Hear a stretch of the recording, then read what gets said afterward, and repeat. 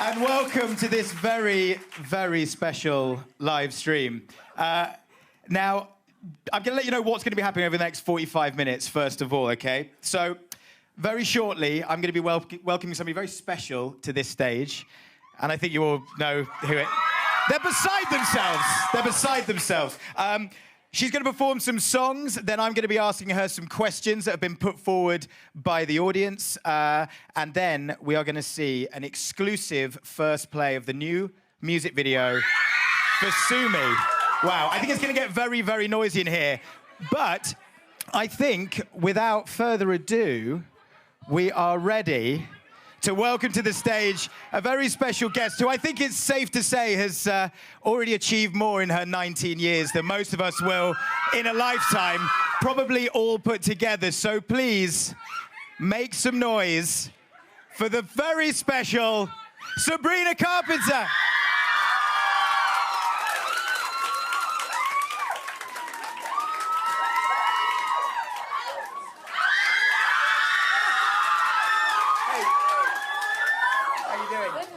Good, good. Welcome. I thought you were going to be coming from over there. I was like, she's going to be shoving through. She's going to have to... So we've got some very excited people here. And I think we've got some very excited people watching at home as well. They've got wine. They've got... Who gave them wine? Yeah. So look, Sabrina, I think... I can have wine. I'll tell you what, I'll get you a glass of wine. Okay, what's my, am I a Chardonnay or am I a... Rosé, they're saying? Perhaps? Little rosé? Why is this such a mutual thing? I think it's because... Sabrina, it's because it's all they've got, all right? It's all they've got. Well, yes, I'll take the rosé. I'm more of a blush girl myself. So you're going to be performing some songs for us, and then we're going to have a proper chat. Yes. So I'm going to get off the stage now and let you do your thing. Okay. But before I do that, what are you going to be performing? Well, I just released a new album. Oh, yeah. Only Act 1 as of right now. Act 2 is coming out next year. But hold the questions till yeah. Oh, sorry. Yeah. I'm very strict, just to warn you. But yeah, it's See Act 1, which is an album I've been writing for the past couple years, and something that I felt has been a really big departure from the other things that I've done before. And you guys have been so incredible so far. I can't believe the reaction you guys have given me. This is my first time really with you guys in London. I'm so excited for you guys to hear things. So yeah, I'm gonna sing some songs.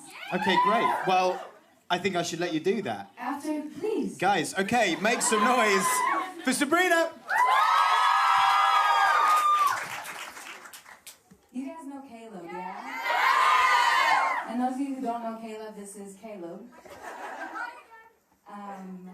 First, I just want to ask, how's everybody doing today?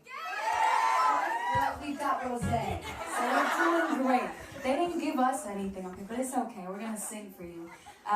So I'm gonna start with one that you guys know, just to get us in the groove.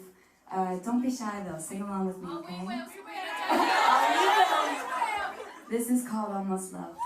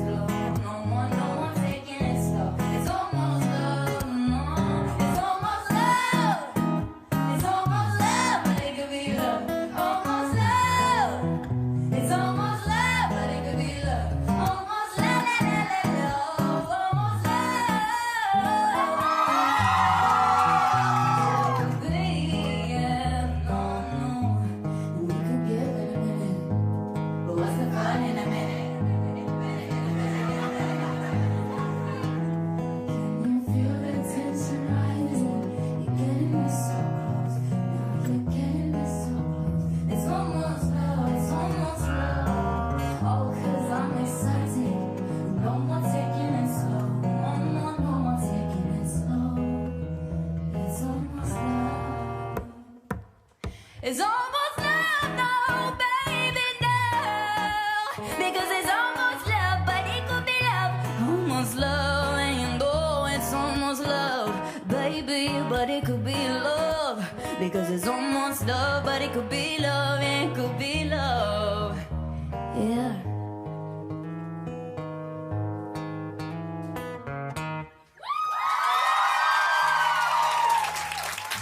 You know what I really love?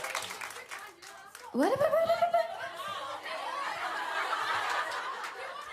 They're like, honey, you need to stay sober for this.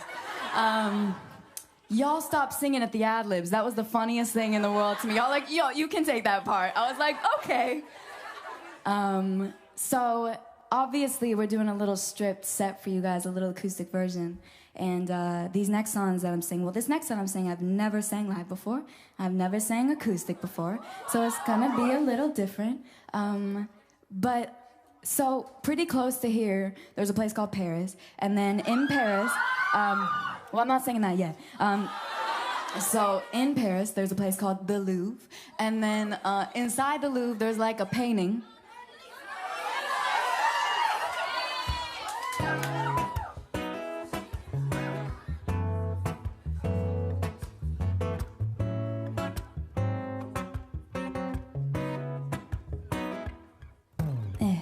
Keep it casual, don't have to tippy-toe. Take your cares off, just say a couple more. You don't have to be a stranger. Go and get a little closer. Hey, playing mind games, we don't do that here. So put your bid in before I disappear. You don't have to be a stranger. Go and get a little closer. Ain't gotta hesitate, ain't gotta make me wait. Oh baby, won't you stay? Yeah. Both of my eyes, they've been fixing on you, wasting your time, so been making that move. Come and say hi, I've been down to meet you. Don't leave me hanging like a Mona Lisa. What's on my mind? I've been thinking maybe I could be yours by the time that we leave. Come and say hi, I've been down to meet you. Don't leave me hanging like the Mona Lisa. No, I know your type words with the timid behavior. You let this ooh la la la intimidate you. Don't you make me leave on my own. I'm already ready, come on. Ain't gotta hesitate, ain't gotta make me wait, baby. No, baby, won't you stay? No, no. Hey, both of my eyes, they've been fixing on you, wasting your time, so be making that move. Come and say hi, I've been down to meet you. Sing it. Don't leave me hanging like the Mona Lisa. So what's on my mind? I've been thinking maybe I could be yours by the time that we leave. And come and say hi, I've been down to meet you. Don't leave me hanging like the Mona Lisa. Yeah.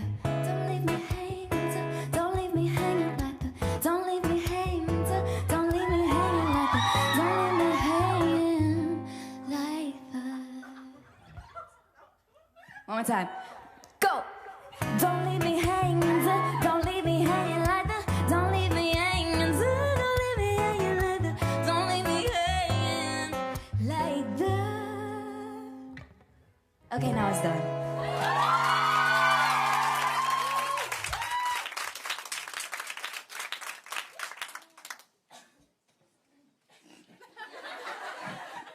You guys good? So how many of you are from London? How many of you are from outside of London? London, raise your hand. London-ish? Ish, I'll count ishes too. Okay, outside of London, raise your hand. Look at y'all. Okay, different country, raise your hand. Oh? But thank you guys, no matter where you traveled from, thank you so much for being here today. I love you so much. This is so crazy. I can't believe I'm singing these songs. I like wrote them and never thought they would come out, and I guess that's part of life, but you guys are vocal. I like it. Some crowds are not. You would be surprised. And you know, I I started singing from when I started talking, and it's so crazy to see, no pun intended, the evolution of performing. And I'm so, so grateful for every single one of you that's here today, because I haven't really gotten to perform my own shows here, which is the goal for next year, so I hope to see you guys there. I'll probably call it the Singular Tour, but I haven't decided yet, so. Now, remember I was talking about Paris, yeah? I'll sing that now. Okay, let's do it. $10 to anybody who can sing the whole French bridge. If I asked that boy to jump, I know he would. He don't even have to say it's understood. He treat me nice, he treat me right, he treat me good. Still I get so hesitant, still I get so hesitant.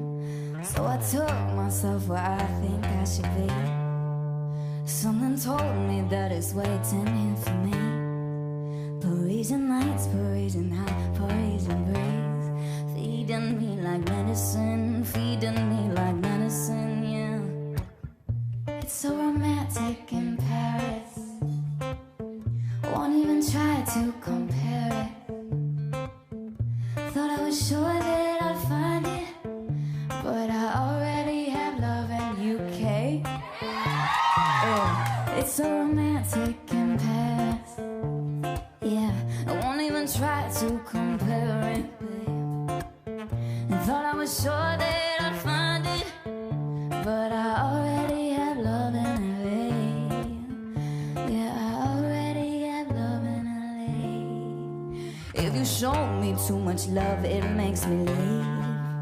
Guess it's one of many things that's wrong with me. And looking past you when you're right in front of me. And I won't do that anymore, I won't do that anymore. Said, why'd it take so long for me to notice?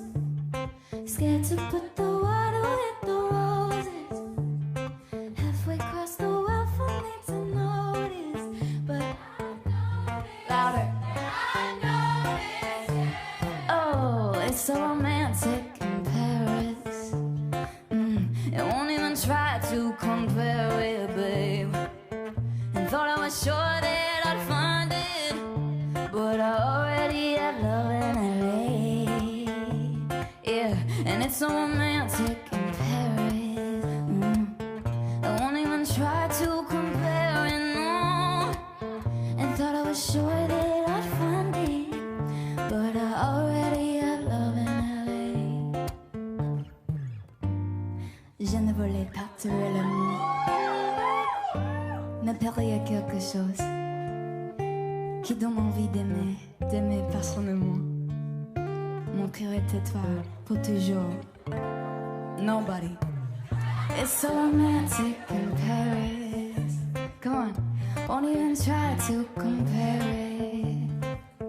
Thought I was sure that I'd find it, but I already have love in. Already have love. It's so romantic in Paris. No, you know that I try, baby, but I already have love in LA. Yeah, and it's so romantic in Paris, babe. So won't even try, won't even try, won't even try. Thought I was sure that I'd find it, but I already have love in LA. Yeah, I already have love in LA.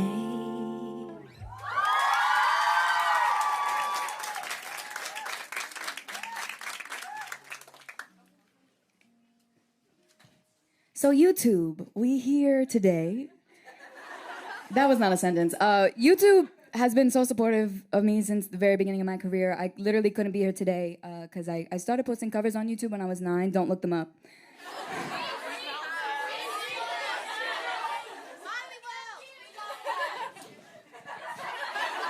Okay, well, don't show them to your friends at least because that was a long time. Did you say too late? Well, I guess everything's kind of part of your timeline, which is I'm grateful for them, regardless of whether they were embarrassing or they were embarrassing. But no, I'm incredibly grateful to YouTube and everything that they've done for me. So thank you for letting us be here today and gather together as one. But yeah, so I wrote this song. It's a funny story. I got sued, and then and then I wrote a song called "Sue Me" because I got sued, and I was like, well, I guess this is the song I'm writing today. And the video drops today. So I'm very excited for you guys to see it, but we're gonna do a little acoustic version for you. You know, the thing is regardless of whether you've been sued or not in your life, I hope it doesn't happen to you. God, I really do, because it is not cute. But I will say, it taught me a great lesson. It gave me a song that I'm really, really excited about, and so happy that you guys are excited about too. And more than anything, I think it's the message behind the song wasn't about like lawyers and contracts and things. It was more so about knowing that you can rise out of a negative situation and be okay and come out on top and have all this strength and confidence within you that's always been there and just pull that out of you. Did you say it was beautiful? You're gorgeous. Seriously. Yeah, I really like your eyeshadow, by the way. I've been staring at it. But anyways, this is Sue Me.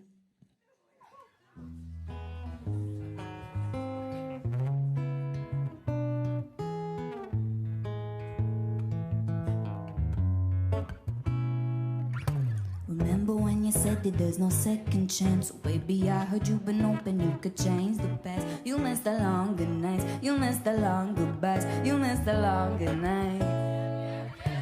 Did you ever think that it was hard for me to walk it off like nothing happened nonchalantly? I got you feeling right, I got you feeling right, I got you feeling right.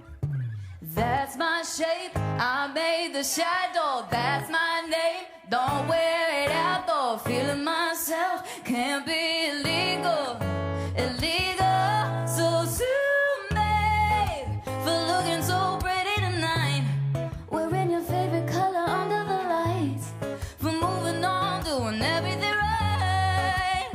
So sue me for being good friends with your friends and running into you the place that we met, for being something you can't forget.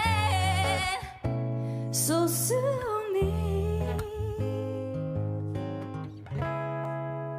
3, go. It's hard to see me on when you've been off as hell, but I'm not gonna do myself because you do yourself. I know it's hard to see what you don't want to see. I know it's hard to see, but that's my shape. I made the shadow, that's my name.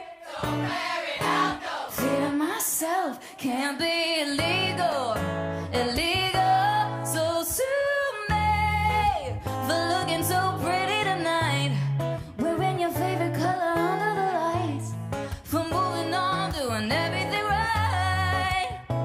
So sue me for being good friends with your friends and running into you the place that we met, for being something you can't forget.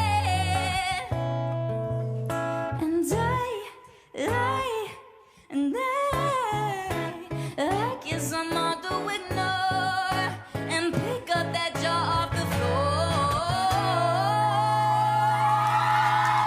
So sue me for looking so pretty tonight, wearing your favorite color under the lights, and doing everything right, everything right,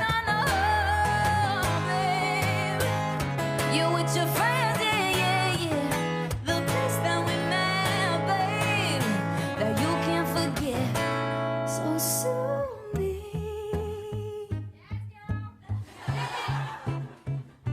Sue me, baby.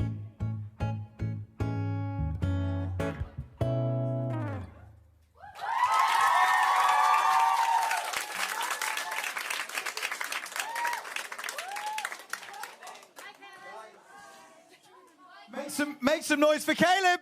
Caleb! That was amazing. And one more time, please make some noise for Sabrina. That was just incredible. Thank you. That was really, really special. Thank you so I saw much. people at the front doing this.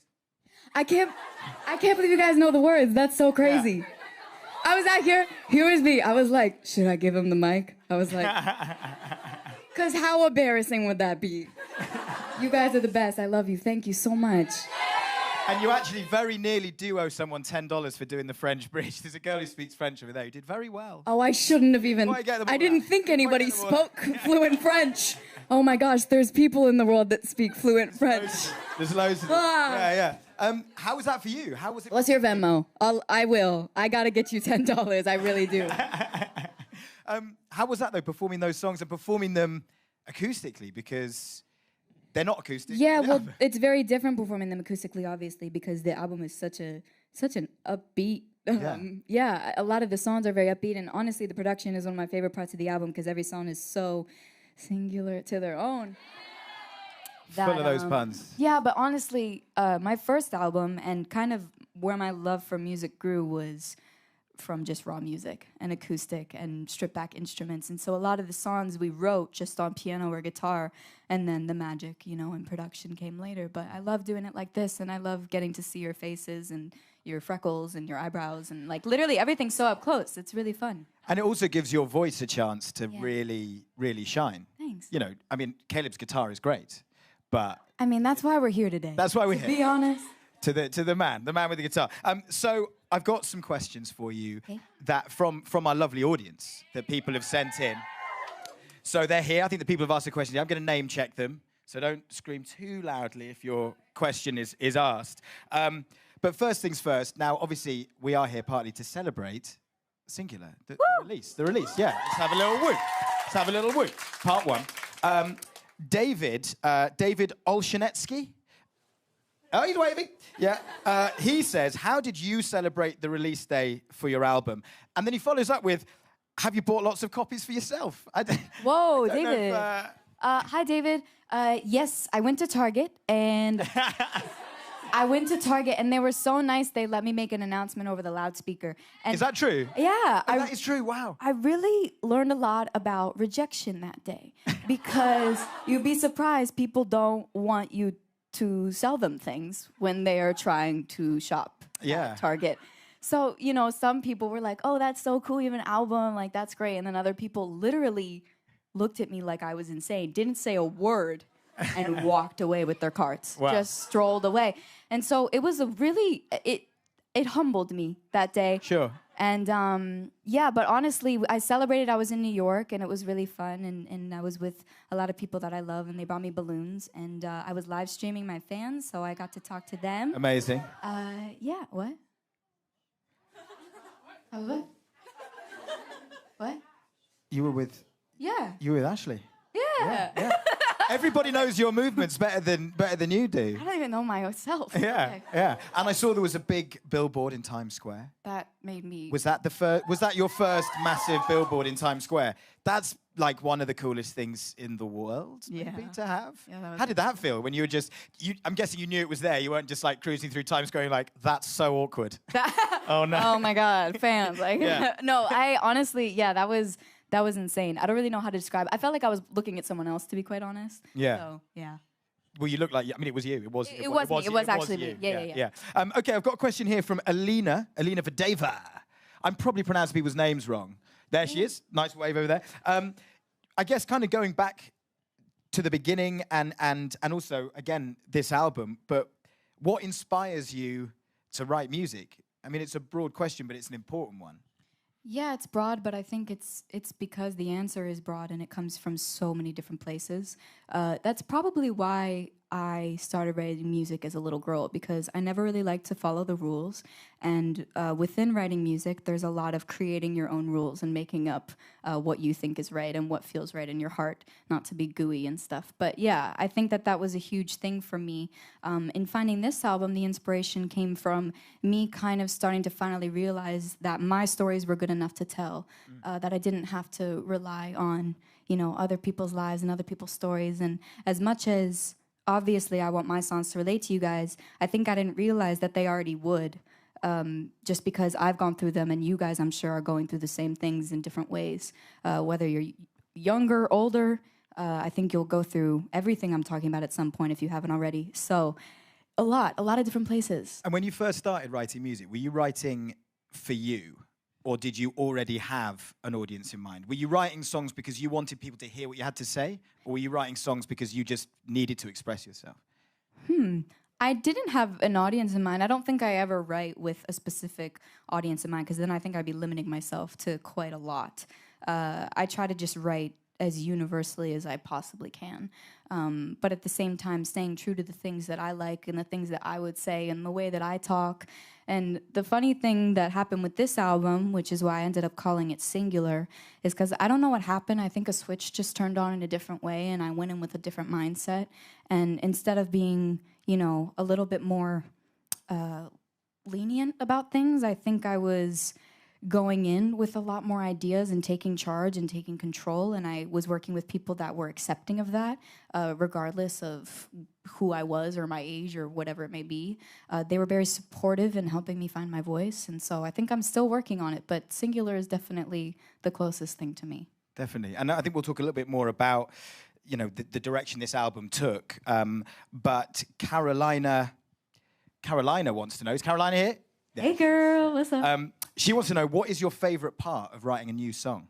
Do you have like a process that you always go through, or does it kind of depend? My favorite thing is standing in front of the microphone with like the most bare minimum chords under and just freestyling. I think, but I didn't ever do that in my last album. Not in a freestyle rap kind of a way. Yeah, no. You're not there spitting some sick bars. Imagine I freestyled the French Bridge. I was just like, I got this. Act 2 of Singular. Yeah. It's actually quite hardcore rap. Yeah, so I think freestyling in general, melodies I found were something I was really drawn to and something that I experimented with a lot.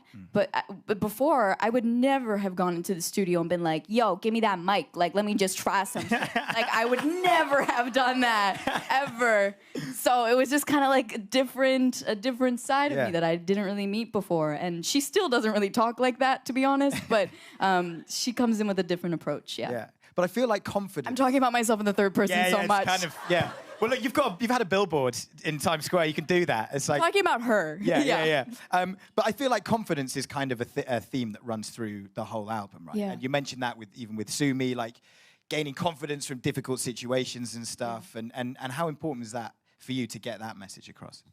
Well, interestingly enough, it wasn't something that I knew that I was writing already. I think I listened to the album after I thought that it was done, and I found that the through line and what everybody seemed to be telling me around me was just that I sounded so much more comfortable in my own skin and my own voice, and I sound like I was, you know, just letting loose completely. And I think Singular came from someone who listened to the album and was like, they said it's singularly Sabrina.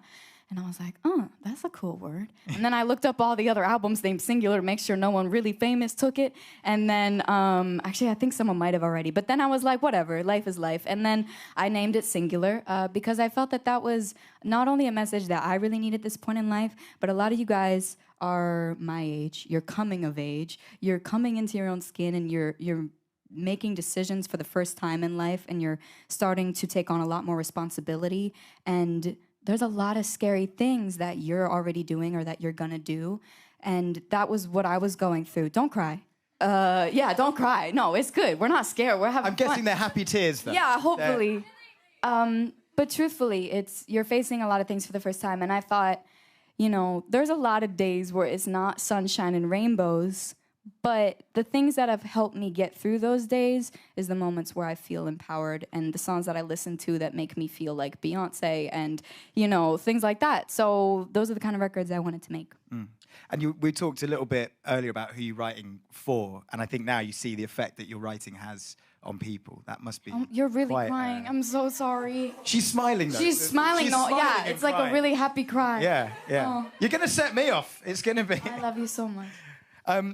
So you mentioned the name and how you came up with the name. I did hear that you said that with one of your with Almost Love, you had the name just in your notes of your phone for ages before you even wrote the song. So is that quite a common thing? You start with a name and work backwards, like a quiz show format. You know, you come up with a name first, absolutely, and then you work back. Sometimes it came out that way. With Mona Lisa, I had Da Vinci written in my phone. And You thought then be more specific. right, I was like, Sabrina, just find something more specific. Yeah, so actually that's how that song came to be. But Almost Love, yeah, was just a title that I had on my phone because it was a reoccurring theme in my life and in many others. So yeah, then when we wrote that song in like 2.5, 3 hours. Wow. Yeah. That's amazing. It had just been marinating because you'd had it in your phone. That's brilliant. Yeah, apparently, yeah. Yeah, apparently so. Yeah. So I've got a question here from Cara Thomas. Wow. Yeah, she's got her own fans here as well. She's going to be performing later, Cara Thomas. So Cara wants to know, is there a reason why you chose the songs to go in the order that they did on the album, or is it just done at random? You know what's interesting is a lot of you guys have commented on the order because a lot of you guys are like, why would you put Hold Tight and Sue Me back to back? I get it. Because they're like, you're giving me a heart attack, it's too much. And I was like, I guess that's what I intended to do. When I was choosing the order, it's just kind of what felt to me like it was a powerful beginning, and I wanted to leave you with a powerful message, which is you are worth everything. So yeah, that's kind of how I chose. You're setting them off again. But it does feel like this album, maybe even more than any of your others, does flow, and sort of musically, it feels like you've hit a stride, and it's more kind of one sound, I guess, than the others. Which is interesting because I never intended it to be like that. I intended for every song to be different because I thought, well, like the instrument that I'd never really thought to use before, ironically, was my voice. And I think with this album, I realized how that instrument can make an entire album come together and be cohesive without needing to make the same song 6 times. So that's kind of what I wanted to do, and I wanted to experiment as much as I possibly could with writing and seeing where I could go and where I shouldn't go. So it was a lot of fun. Yeah, well, it's a lot of fun to listen to, that's for sure. So you mentioned Hold Tight. I've got a question about that from Cuba Jimenez. Hey, yes, girl, Cuba. So Cuba wants to know, what made you choose Amir to appear on Hold Tight on the album, and what collaborations can we expect on Act 2? Or is that top secret? Great question. Great question. So for those of you who don't know Amir, he's one of my best friends, and he is just the most incredible talent. And I felt like it was the first time you guys were going to hear someone feature on one of my songs, and I wanted it to be someone that I cared about and someone that you guys would care about and someone that it didn't like happen through your people talking to my people. It was just, honestly, we wrote the song. The producer, Mike Sabbath, was 19 when he produced it. And it just blows me away because I was 18 when we wrote it. So it felt like it was made by teenagers. It was. With Leland. And then I texted Amir and I was like, can you write something? He was in his college dorm and he like sent me a rough demo. And I was like, all right, now move this around, try this. He sent it back. And then I went into my label that day and I played it for them and they were like, that's tight. amazing. So yeah, Hold Tight. Yeah. So that's how that came to be. And then there are collaborations on Act 2. Amazing. I think, by the way, I think Hold Tight is my favorite. Really? Album. Yeah. Anyone else agree with that? Yeah. Okay. Enough for me to feel justified. Okay. So speaking about duets, we've got a lovely question from Kevin Law. Who would you most like to duet with, dead or alive? As in somebody who is, you know what I mean. It's not like a kind of outlaw one poster yes, type thing. Yeah, I get what you mean. I think Paul McCartney. Really? Well, please welcome to the stage. What makes you say that? I've just always loved him. Yeah. Yeah. I mean, why not? Why not go big? I mean, yeah, well, you said, yeah, I don't know. I mean, the thing is because I name drop Rihanna more than I name drop myself. And I feel like I have to change my answer sometimes. But actually, though, Paul McCartney was always one of my biggest inspirations since I was a little girl. Great. Yeah. That's brilliant. I mean, great choice. Thank you.